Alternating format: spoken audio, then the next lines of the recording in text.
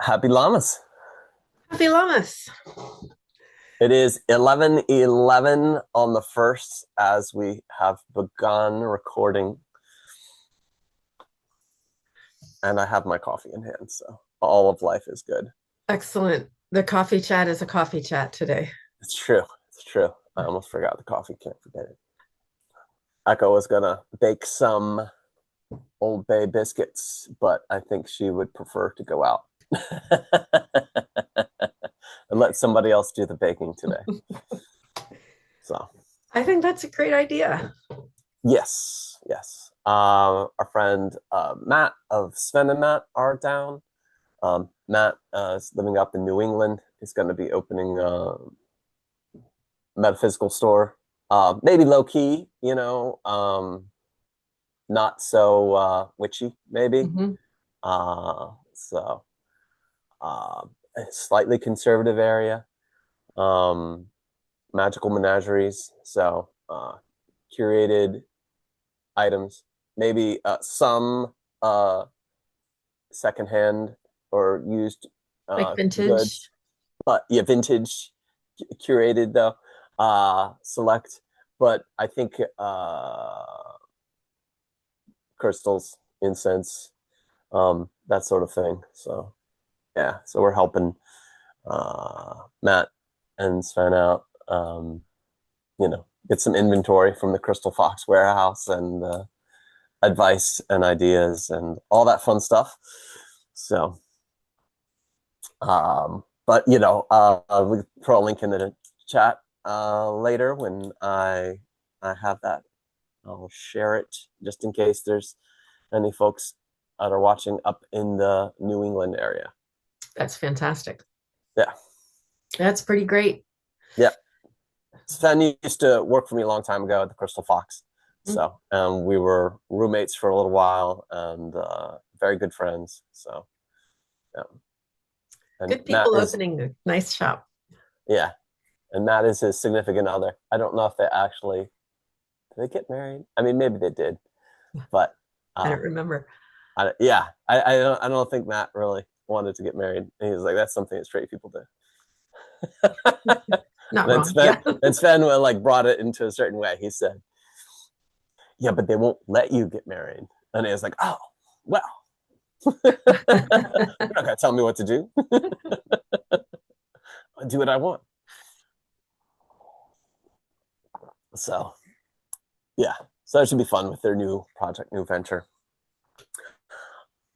Today we were talk a little bit about table of principal ancient gods. It is basically a correspondence list of sort of principles and the cultures German, Roman, Greek, Egyptian, and Babylonian. I think will always sort of reference back to Babylonian magic and even Sumerian magic. Um, uh, they tend to pull from those traditions into all the magical traditions we know today.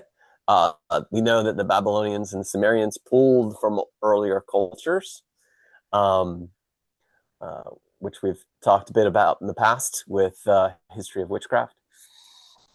So certainly those things are there as well. Those cultural references, the horn god, the hunter, Diana, um, the hunter. So those most ancient deities were certainly providers and hunters out of the hunter gatherer sort of time frame.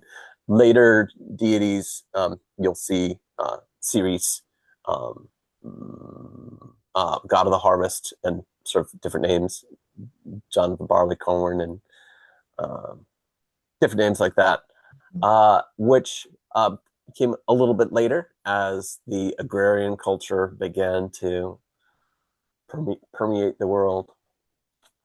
So, but there isn't always like an easy reference to all of the deities.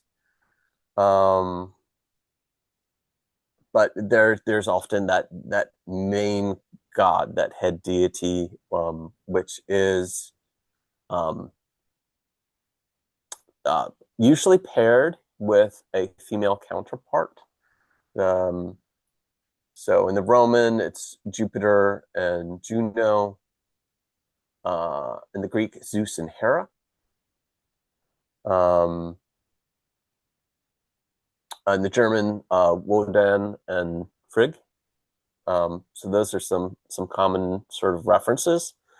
On our list, we have the supreme god as Ra, but in many Egyptian stories, Isis and Osiris are the main characters. So I'd say that they are prominent, right? In Egypt, we have about 6,000 years.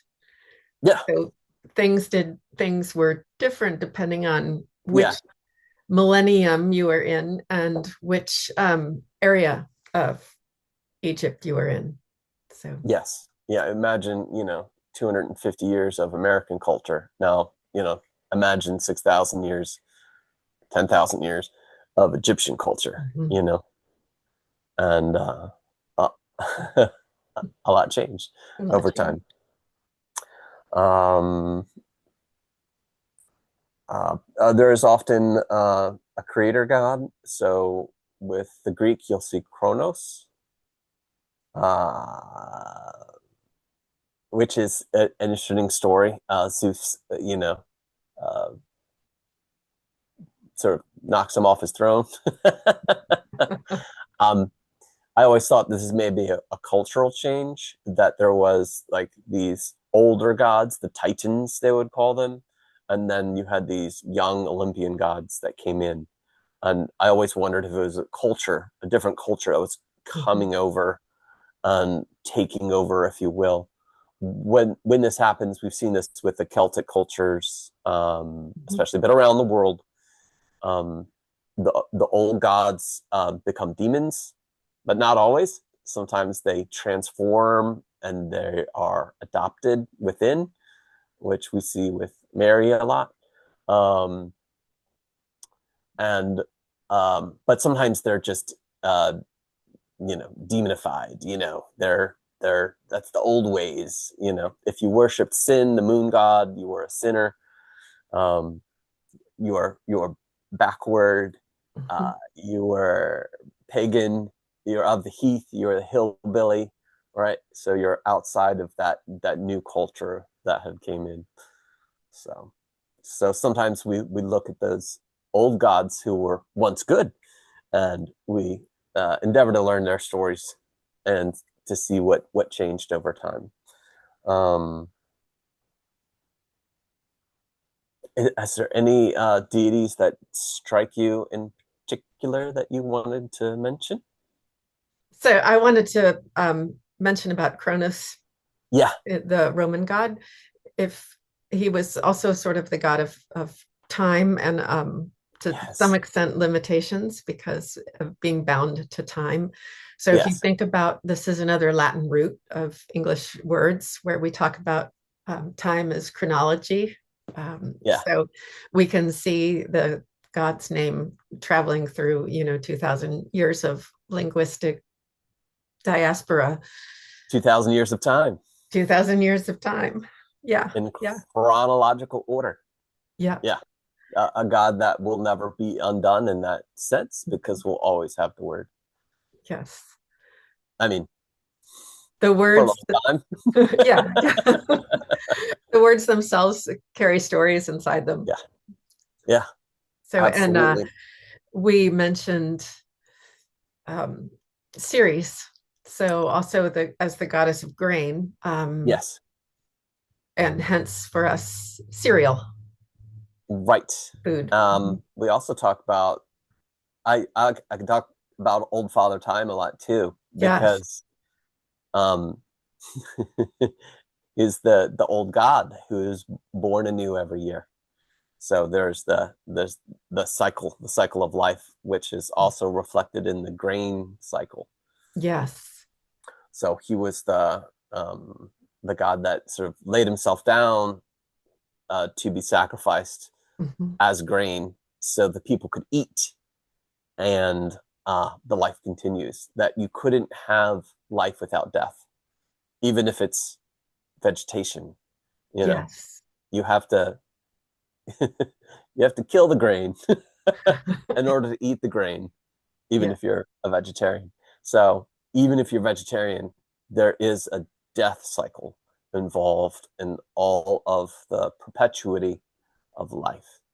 And that's sort of the lesson of Kronos, who kind of in the Greek story sort of suffered his end, right? For a new era to be uh, ushered in. Um, Hell is also a great one. German deity of death and the underworld, from which we get her name, which is fantastic. I think this is another figure that will always be alive in our vocabulary. We may not remember the goddess, you know, but we'll remember the place. And hell in German, and we're talking about an HEL spelling. Hell in German actually means light. So light blue is hellblau. Mm, So it right, carries an interesting twist of light and right, dark right, inside it. Mhm. right. The crucible, right? Light and and in the earth, the crucible, Mhm. and that's where reincarnation and birth comes from. You Everybody loves Thor. I feel like he's worth a mention for Mhm. certain. Water, rain, thunder. Um, uh, some people put him in as a war, where they'll have Tyr, Mhm. um, but super popular to this day. I don't think is ever going to be diminished in our cultural lexicon. Venus, god of love. You'll always hear about that. In the German, it was Freya. In the Roman, Cupid certainly played a role. Venus. This is the Roman. Uh, Greek, we have Eros, which is, I think, the erotic love, but they had a name for each kind of love. Agape, for instance. So more of a platonic love. Um, Hathor in the Egyptian, Ishtar in the Babylonian. And certainly there's a lot of references to Ishtar today. Um, for certain, the sun, Apollo, Helios, Apollo in the Roman, Helios in the Greek, um, Min in the Egyptian, also Amun Ra, Mhm. sometimes just Ra, and Shamash in the Babylonian, which I think is pretty awesome. The moon, obviously, a major focus. Uh, Actually, in the German, I think the Germans adopted a bit of the Roman, and so Diana and Danube, like the Danube River, um, the Roman Diana, Artemis in the Greek, uh, Khonsu in the Egyptian, Thoth or Tahuti in the Egyptian, and Sin in the Babylonian, which has got to be, you know, one of my favorite names. As we are all sinners going to hell.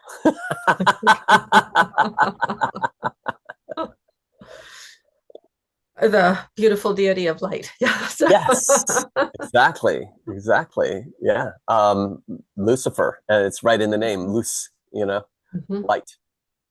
So I think it's fascinating that sort of one culture came in and then sort of like pushed these other deities into lower positions, if you will. Even Mary, you know. Mhm. So.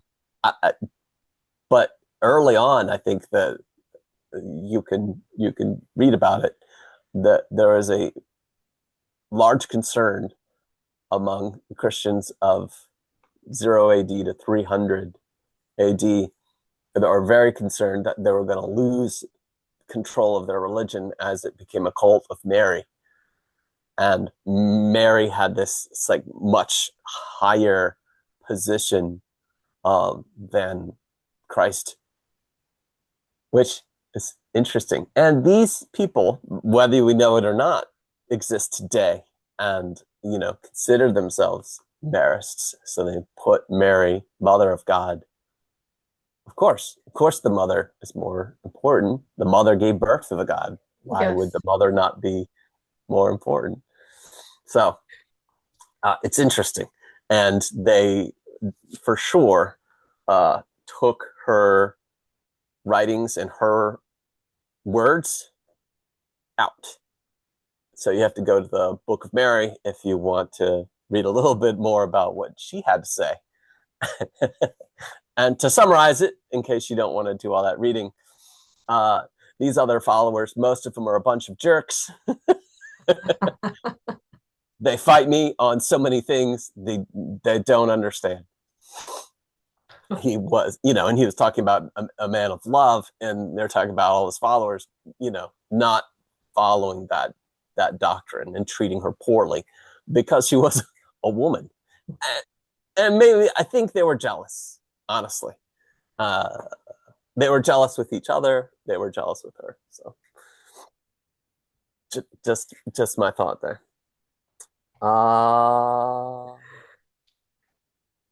And um,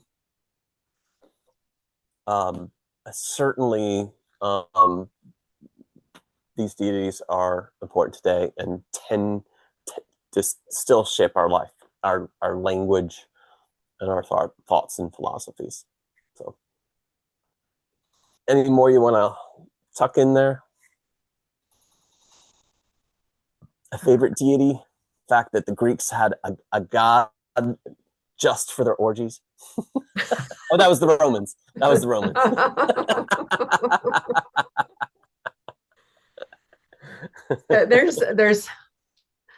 There's so much to say about Oh yeah, every one of these deities, and yeah, also when you follow the threads from the past into the present.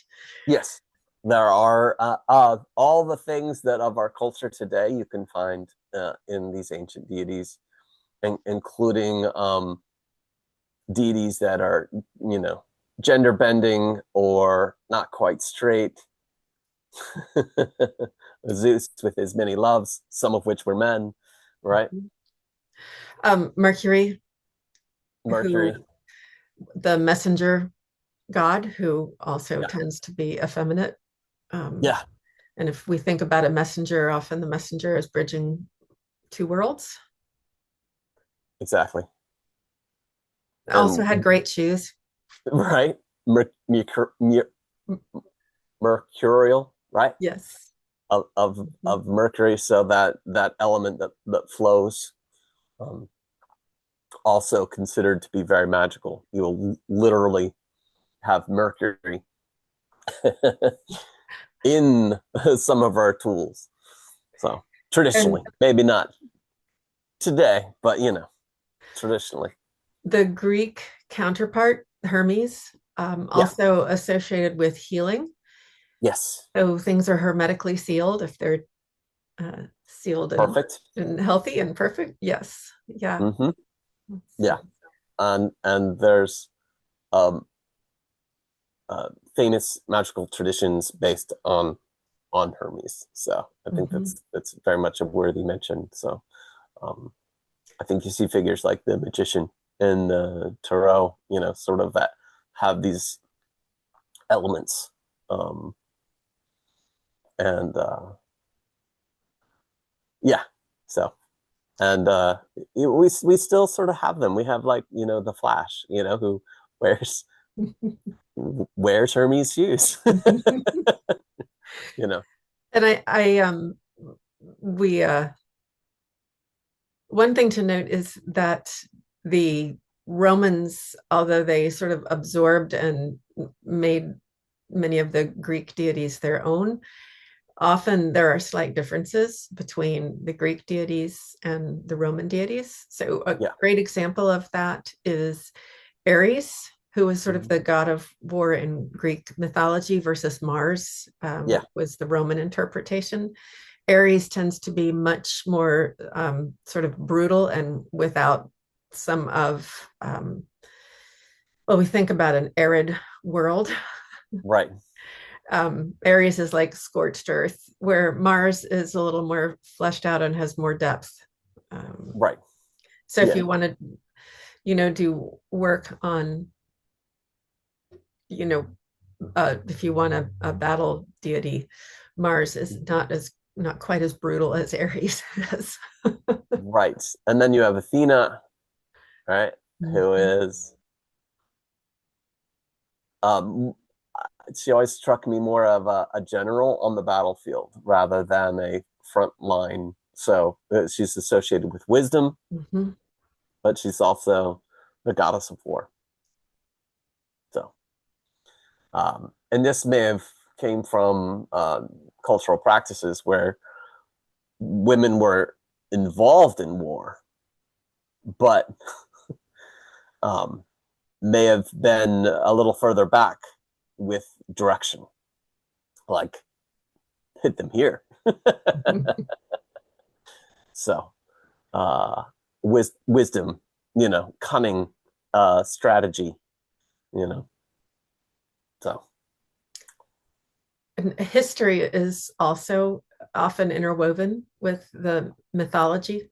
yes, One thing to look up for an example of that is the tales of Hercules or yeah, Heracles, yes, which some scholars argue is a retelling of Greek history, yes, and exploration. And so it's a very interesting yeah, thing to dive into.